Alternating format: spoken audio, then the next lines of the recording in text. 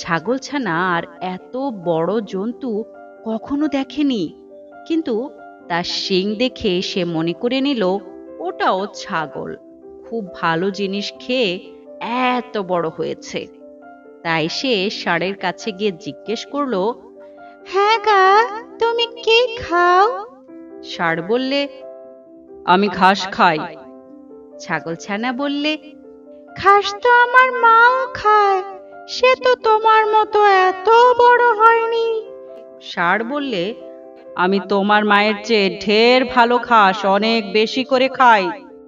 ছাগলছানা বললে, সে ঘাস কোথায়? ষাঁড় বললে, ওই বনের ভেতরে।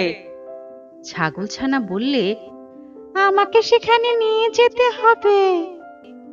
এ কথা শুনে ষাঁড় তাকে নিয়ে গেল।